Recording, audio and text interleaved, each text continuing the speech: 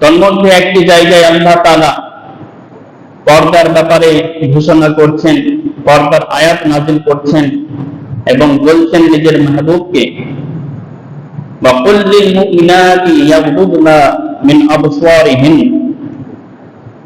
হে আমার মাহবুব, হে আমার নবী, হে আমার প্রিয় হাবিব, তুমি মুমিন নারীদের বলে দাও, ইয়াগদুদনা মিন আবসারিহিন্না, নিজের চোখ, নিজের নিগাহকে, নিজের দৃষ্টিকে যেন অবনত রাখে, নিচে রাখে। অর্থাৎ যেরকম ভাবে পুরুষদের হুকুম দেওয়া হয়েছে নিজের চোখের হেফাজত করা, সেরকম ভাবে মহিলাদেরকে হুকুম দেওয়া হয়েছে নিজের দৃষ্টিকে অবনত রাখা। এবং আল্লাহ তাআলা আরো বলছেন, ওয়ায়াহফাজনা ফুরুজাহুন্না, তারা যেন নিজের সতীত্বের হেফাজত করে, তাকিজগির হেফাজত করে। ওয়ালা ইউবতিনা যিনাতাহুন্না ইল্লা মা যাহারা মিনহা, এবং নিজে থেকে কোনো সৌন্দর্যকে প্রকাশ করতে না, তা ব্যতীত যেটা স্বাভাবিকভাবে প্রকাশ্য। ওয়ালা ইয়াযরিবনা বিখুমুরিহিন্না আলা জুয়ুবিহিন্না, এবং নিজের ঘাড়ের উপর যেন ওড়না ফেলে রাখে। ওয়ালা ইউবদিনা যিনাতাহুন্না ইল্লা লিবুউলাতিহিন্না, নিজের সৌন্দর্যকে, নিজের সাজসজ্জাকে প্রকাশ করবে না, কিন্তু নিজের স্বামীদের কাছে। আও আবাইহিন্না, অথবা নিজের বাবাদের কাছে, বাপ, দাদা, পরদাদা, উপর পর্যন্ত যারা রয়েছে এরা হচ্ছে মাহরাম। মাহরাম ওই পুরুষদেরকে বলা হয় যাদের সাথে সর্বদাই তার নিকাহ হারাম, বিবাহ করা হারাম। এক মাহরাম হচ্ছে বাপ, দাদা, পরদাদা, উপর পর্যন্ত। তো তাদের কাছেও নিজের সাজসজ্জা যেরকম প্রকাশ্য ভাবে স্বাভাবিক ভাবে থাকে, সেটা যেমন মুখ ঢাকা, হাতের হাতিলি ঢাকা, এগুলো স্বাভাবিক ভাবে যেরকম খোলা থাকে, সেরকম নিজের মাহরামের সাথে যদি খোলা থাকে কোনো অসুবিধা নেই।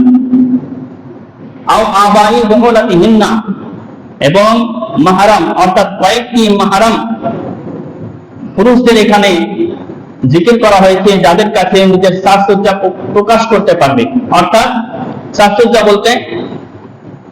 সাজসজ্জা বলতে যেমন যেখানে অলংকার করা হয়, গলা, কান, মাথা, হাতের চুড়ি ইত্যাদি, এগুলো হচ্ছে সাজসজ্জার জায়গা, অলংকার পরিধান করার জায়গা, এগুলোকে জিনাত বলা হয়। তো এই নিজের জিনাত গুলি প্রকাশ করতে পারবে না গায়ের মাহরামদের কাছে, কিন্তু যারা মাহরাম তাদের কাছে এগুলো জাহির করা জায়েজ আছে।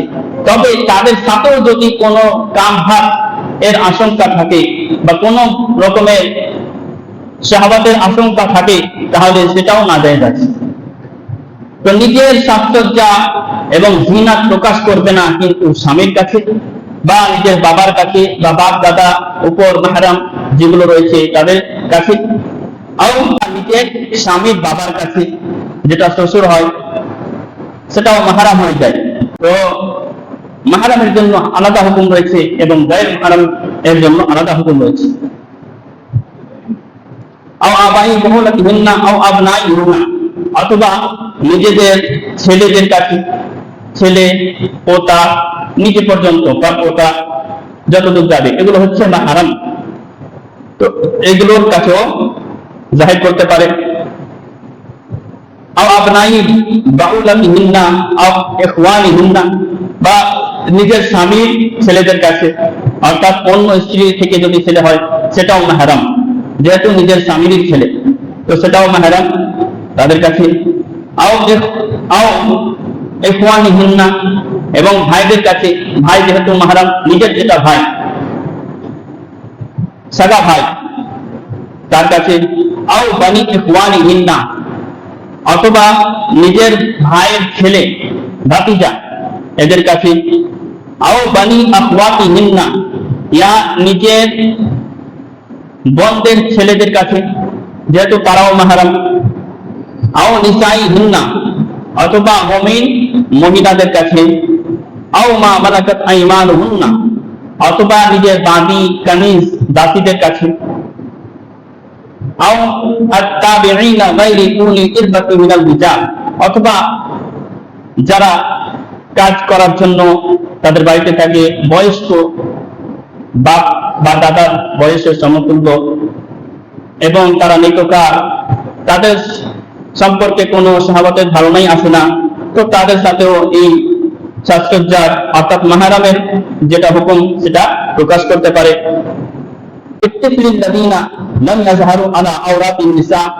অথবা নিজের অথবা ছোট বাচ্চা যারা নাবালিগ, যারা মহিলাদের লজ্জার ব্যাপারে কোনো ধারণা রাখে না, কোনো জ্ঞান রাখে না, তাদের কাছে।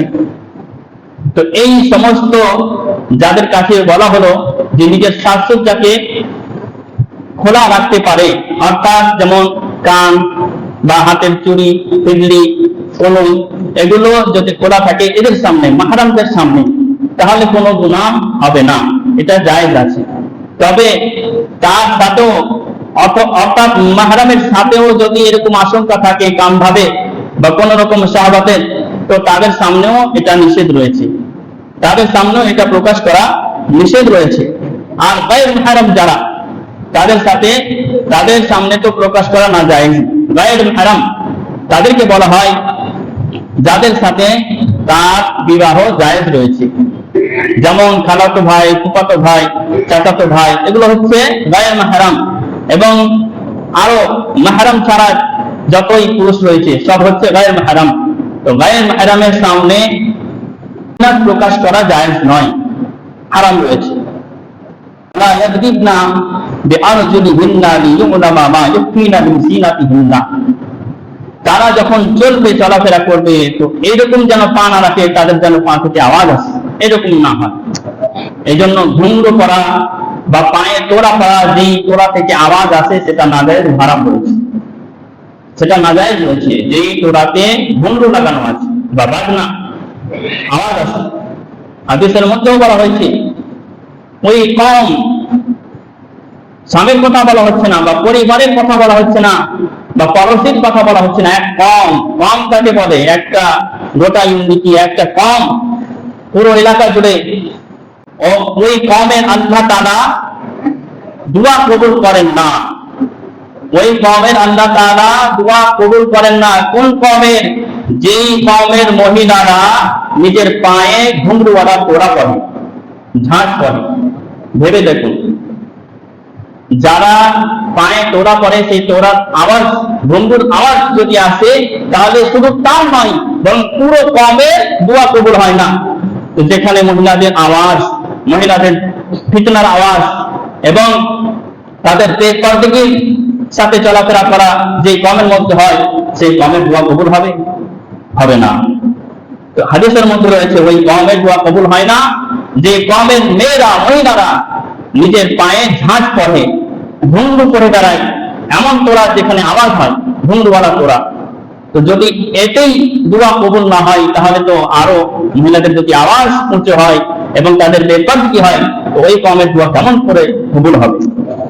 এজন্য আল্লাহ তাআলা বলছেন, ওয়ালা ইয়াদরিবনা বিআরজুলিহিন্না লিয়ু'লামা মা ইউখফিনা মিন জিনাতিহিন্না, তারা যেন এভাবে কদম না রাখে, পা না রাখে, যে তাদের থেকে আওয়াজ আসে এবং তাদের যে সৌন্দর্য, তাদের জিনাত প্রকাশ পায়, জানাজানি হয়।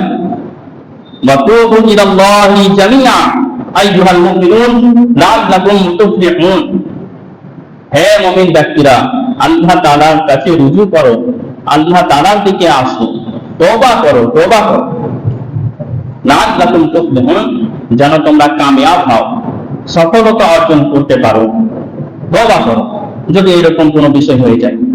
তো এই আয়াতে প্রকাশ্যভাবে, সারাহাতভাবে, খোলাসাভাবে এলান করে দেওয়া হয়েছে যে মহিলারা যেন নিজের দৃষ্টিকে অবনত রাখে। পুরুষকে দেখার হুকুম কি রয়েছে? যেমন এক পুরুষকে দেখা অন্য পুরুষের, এক পুরুষের অন্য পুরুষকে দেখা যেটা হুকুম, সেটা হুকুমই এক পুরুষকে অন্য মহিলার দেখা। পুরুষ পুরুষকে দেখা এটা হুকুম আলাদা, পুরুষ মহিলাকে দেখা এটার হুকুম আলাদা, মহিলা পুরুষকে দেখা এটার হুকুম ওই রকমই যেরকম ভাবে এক পুরুষ অন্য পুরুষকে দেখে। তবে কোন সময়? ওই সময় যখন কোন রকম কাম ভাব বা কোন শাহওয়াতের আশঙ্কা না থাকে।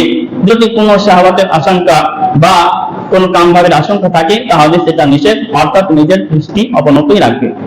আর হাসিল কালাম এটাই, পুরুষ হোক বা মহিলা হোক, যখন নিজের নফসকে কন্ট্রোলে রাখা একটু দুষ্কর হয়ে পড়বে তখন নিজের চোখে হেফাজত করবে, নিজের চোখকে অবনত রাখবে। মুআজ্জাজ এই আয়াত যখন নাজিল হলো, হযরত উম্মুল মুমিনিন হযরত আয়েশা সিদ্দিকা রাদিয়াল্লাহু তাআলা আনহা বলেন যে প্রথম যারা ঈমান নিয়ে এসেছিল মহিলারা, তাদের উপরে যারা যন্ত্রণা করা হতো, খুব কষ্ট দেওয়া হতো, এই জন্য তারা হিজরত করে গিয়েছিল। আল্লাহ তাআলা তাদের উপর রহমত বর্ষিত করে। বলেন যখন এই আয়াত নাযিল হয় তারা ওড়নার ব্যবস্থা করত, এমনকি কারো কাছে যদি ওড়না না থাকতো তো চাদর রাখা থাকতো, যেটা প্রয়োজনে বের করত, ওই চাদরকে ফেলে নিজের ওড়না হিসাবে ব্যবহার করত। হযরতে উম্মুল মুমিনিন উম্মে সালমা রাদিয়াল্লাহু তাআলা আনহা বলেন আমি এবং হযরতে মাইমুনা রাদিয়াল্লাহু তাআলা আনহা নবীর দরবারে উপস্থিত ছিলাম। এমত অবস্থায় একজন অন্ধ সাহাবী ইবনে উম্মে মাকতুম রাদিয়াল্লাহু তাআলা আনহু প্রবেশ করলেন, দরবারে আসলেন। আসা মাত্র নবী পাক সাল্লাল্লাহু তাআলা আলাইহি ওয়াসাল্লাম আমাদেরকে হুকুম দিলেন যে তোমরা পর্দা করো। উম্মুল মুমিনিন যারা মুমিনদের মা যারা, তাদের কোন রকম গুনাহের আশঙ্কা থাকতে পারে না, কিন্তু তাদেরকে হুকুম দেওয়া হচ্ছে তোমরা পর্দা করো। আজকে যদি আমাদের মেয়েদের, বেটিদের, স্ত্রীদের, মায়েদের, খালাদের বা আমাদের মহিলাদের যখন পর্দার কথা বলা হয় তখন তারা আলাদা ভাব নেই, আলাদা মনে করে, ধারণা খারাপ মনে করে যে আমি তাহলে বেপর্দা, আমি তাহলে অমুক তমুক। না, যারা মুমিন নারী তারা কখনো এটা ভাববে না, এটা তো তাদের ভালোর জন্য। এবং খুব নবী পাক সাল্লাল্লাহু আলাইহি ওয়াসাল্লাম উম্মাহাতুল মুমিনিনদের হুকুম দিয়েছেন, আর নিজের স্ত্রীদের হুকুম দেওয়া এবং নিজের বাড়ির মহিলাদের হুকুম দেওয়া পর্দা করার জন্য এটা নবীর সুন্নাত। বলুন সুবহানাল্লাহ, এটা নবীর সুন্নাত। এতে যদি আমল করা হয় তাহলে আপনি সুন্নাতের সওয়াব আগে পেয়ে গেলেন। এবার তারপরে করবে তো সে পাবে, না করলে তার শাস্তি হবে, আপনি বেঁচে গেলেন। আর যদি এমন অবস্থায় আপনি ছেড়ে দেন, সুন্নাতের উপরে আমলও করলেন না, আর আপনার কোনো গাইড না করাতে সে আরো রাস্তা সুযোগ পেয়ে গেল, তাহলে কিন্তু তার গুনাহের সাথে আপনাকেও জড়িত হতে হবে, আপনাকেও জবাব দিতে হবে, আপনারও বিচার হবে এই গুনাহ করার জন্য। মুআজ্জাজ হযরত উম্মুল মুমিনিন উম্মে সালমা রাদিয়াল্লাহু তাআলা আনহা বলেন যে ওই অন্ধ সাহাবী যখন তাশরীফ নিয়ে আসলেন, আমাদেরকে হুকুম দেওয়া হলো তোমরা পর্দা করো। আমরা বললাম ইয়া রাসূলুল্লাহ, ইয়া হাবিবাল্লাহ, সে তো অন্ধ ব্যক্তি, সে তো আমাদেরকে দেখতে পাবে না, আমাদেরকে চিনতে পারবে না। তো নবী পাক সাল্লাল্লাহু আলাইহি ওয়াসাল্লাম ইরশাদ করলেন তোমরাও কি অন্ধ? তোমরা কি তাকে দেখতে পাও না? বোঝা গেল যেরকম পুরুষদের জন্য নিজের চোখের হেফাজত করা জরুরি, আবশ্যকতা রাখে, সেই রকম ভাবে মহিলাদেরও নিজের দৃষ্টি, নিজের চোখের হেফাজত করা জরুরি এবং তাদের জন্য পর্দা করা জরুরি। মুআজ্জাজ খাতুনে জান্নাত হযরতে ফাতিমাতুজ জাহরা রাদিয়াল্লাহু তাআলা আনহা, যার নাম আমরা শুনেছি, যিনি জান্নাতের রমণীদের সর্দারনী, তিনি কেমন পর্দা করতেন। কেউ কোন গায়ের মাহরাম তার কোন বেপরদেকি অর্থাৎ কোনদিন চেহারাও দেখেনি। হযরতে ফাতিমাতুজ জাহরা রাদিয়াল্লাহু তাআলা আনহা চিন্তা করতেন জীবদ্দশায়, আমার জীবিত থাকা অবস্থায় কেউ আমাকে দেখেননি, কিন্তু আমার ইন্তেকালের পরে যখন আমার জানাজাকে নিয়ে যাওয়া হবে তখন যদি আমার কাফনে কারো নজর পড়ে যায়, এটা নিয়ে চিন্তিত। আর যেহেতু সেই সময় কাপড়ের অসুবিধা, আর যেরকম আজকে সব দিকে আল্লাহ তাআলা নিয়ামতে ভরে দিয়েছেন, কিন্তু সেই সময় অভাব ছিল, অনটন ছিল, খাবারের অসুবিধা ছিল। এবং সব রকমের অসুবিধা ছিল। হযরতে খাতুনে জান্নাত রাদিয়াল্লাহু তাআলা আনহা চিন্তা করতেন। একদিন হযরতে আসমা বিনতে উমাইস রাদিয়াল্লাহু তাআলা আনহা তার সাথে আলোচনা করতে লাগলেন যে আমি হাফসাতে দেখেছি যখন মহিলার কোনো জানাজা নিয়ে যাওয়া হয় তখন গাছের ডালকে মিলিয়ে একটা ডালের রকম বানিয়ে দেওয়া হয় এবং তার উপরে কাপড় রেখে দেওয়া হয়। সেইভাবে হযরতে আসমা বিন উমাইস কি করলেন, কিছু খেজুরের ডাল নিলেন এবং তাকে একে অপরের সাথে মিলিয়ে তার উপরে একটা কাপড় দিয়ে দিলেন, পর্দার মতো একটা ব্যবস্থা হয়ে গেল। এই দেখে হযরতে খাতুনে জান্নাত রাদিয়াল্লাহু তাআলা আনহা খুশি হলেন এবং মনে করলেন যে এইরকম ব্যবস্থা করলে ইনশাআল্লাহ আমার কাফন, আমার জানাজাও সবার চোখ থেকে আড়ালে থাকবে। সুবহানাল্লাহি ওয়া বিহামদিহি। মুআজ্জাজ আমাদের সাহাবিয়াতের, আমাদের আসলাফ, আমাদের পূর্বকার মহিলাদের এইরকম অবস্থা ছিল, তারা পর্দা করতেন। এরকম অনেক ঘটনা হেকায়াত বলা যায়। শেষ কথা যে আমাদের উপরে দায়িত্ব আছে, কুল্লুকুম রাঈন ওয়া কুল্লুকুম মাসউলুন আন রিআয়াতিহি। তোমাদের মধ্যে প্রত্যেক একজন গার্ড হিসাবে আল্লাহ তাআলা একটা দায়িত্ব দিয়েছেন, আর তোমাদের হাতের মধ্যে, আয়াতের মধ্যে যেগুলি রয়েছে তাদের সম্পর্কে তোমাদেরকেও জিজ্ঞাসা করা হবে এবং তার জবাব দিতে হবে। অতএব আমাদেরও একটা দায়িত্ব রয়েছে যে আমরা যেন তাদেরকে তালিম দিই, সূরা নূর শিখাই এবং আল্লাহ এবং তার রাসূলের যেটা বিধান রয়েছে সেই বিধান নিজের উপরেও লাগু করি, তাদের উপরেও লাগু করি এবং তার উপরে আমল করার চেষ্টা করি। আল্লাহ তাআলা আমাদের সকলকে এর উপরে আমল করার তৌফিক দান করেন। ওয়া মা আলাইনা ইল্লাল বালাগ। আসসালামু আলাইকুম ওয়া রাহমাতুল্লাহি ওয়া বারাকাতুহু।